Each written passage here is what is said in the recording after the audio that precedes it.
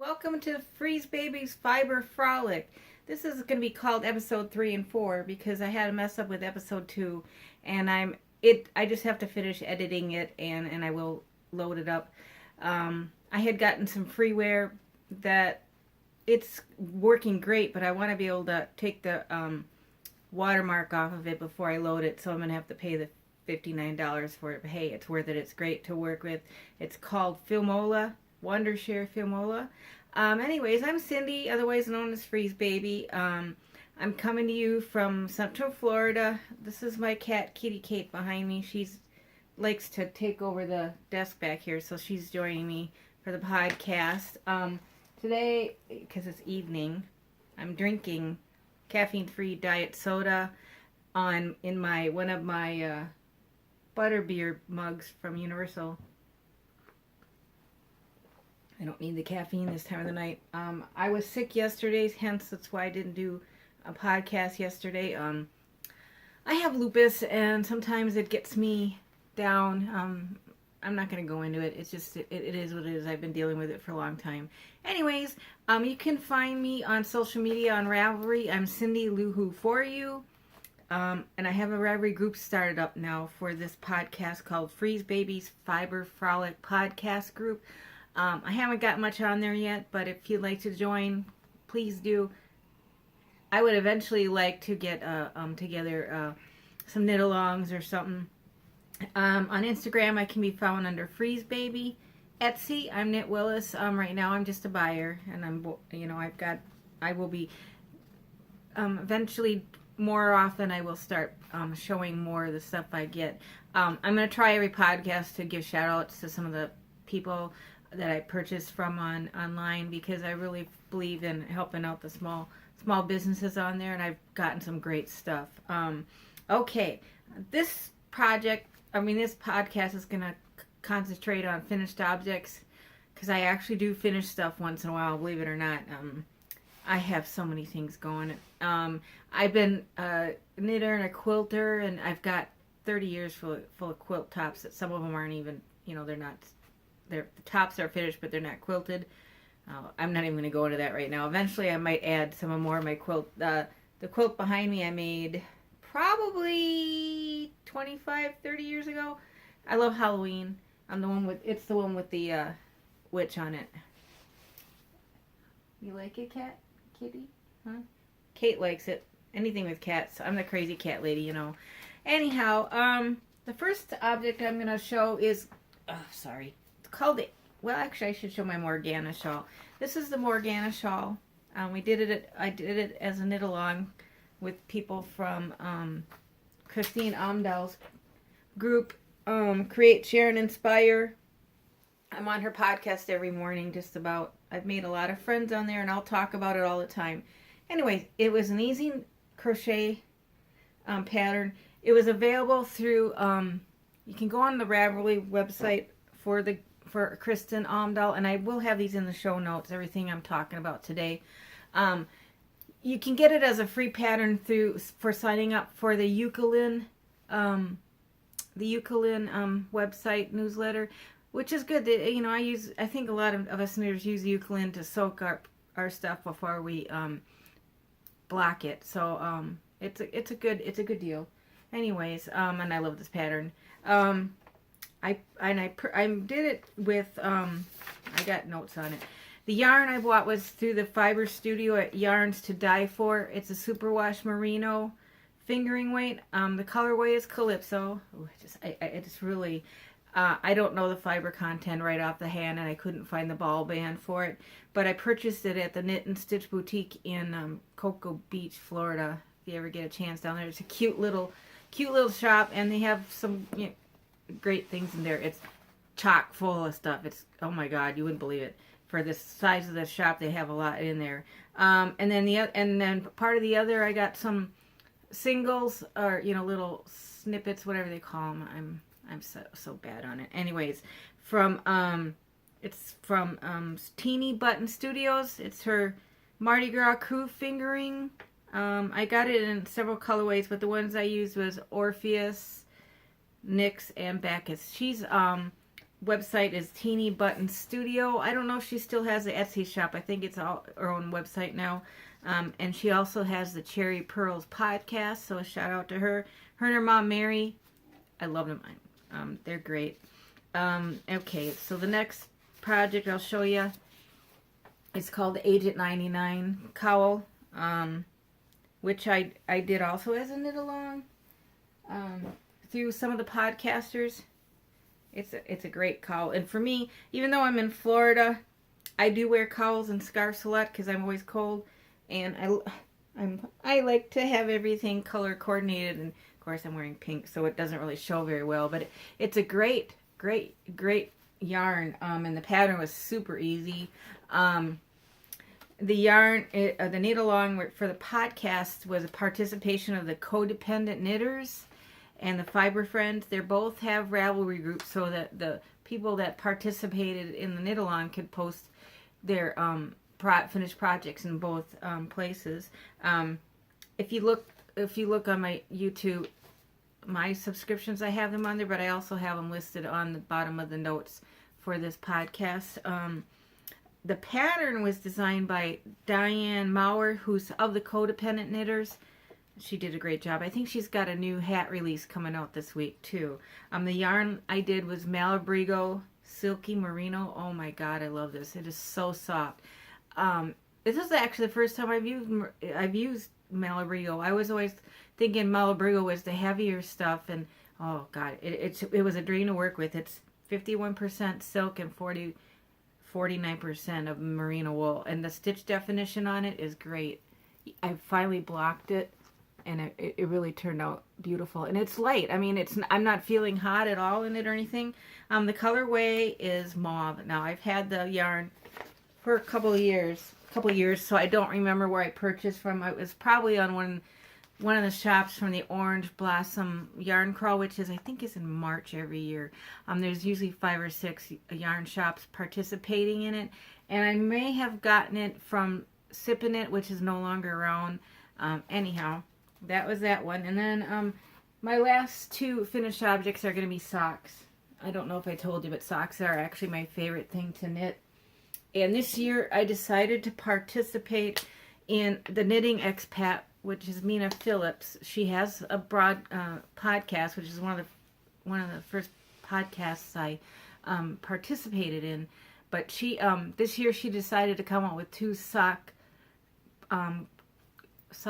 block of the month patterns that are alternating. You got the Wanderlust and then the Cozy socks. So I bought both of them because, boy, I love her patterns. Her patterns are super easy to follow, and you know, she gives you great, and she gives you the instructions for both toe up and top down. I always do mine top down. I got into the habit because I have problems with swelling in my legs and with edema and stuff, so I always make sure that the that it's going to fit around my calves, you know, before, or my ankles before I finish the rest of them. So, and the first one, which also goes with my outfit really well tonight, is these. These are the Resfeber socks. The texture is really pretty. And these are in Ravelry. I don't know if she's released the patterns individually yet. I think she's going to wait until the end of the year, but don't quote me on it. And she's under there as the Knitting Expat, or Mina Phillips. And the yarn was dyed by Seacoast Yarns. And I bought this yarn at least 14 years ago, so I don't remember what the composition of it. It's probably 80-20. And I wear these all the time, even in the summertime. You know, even in the 90-degree weather, they're not too hot for me. I always use, when I do socks, I always do either a partridge or just a regular heel flap.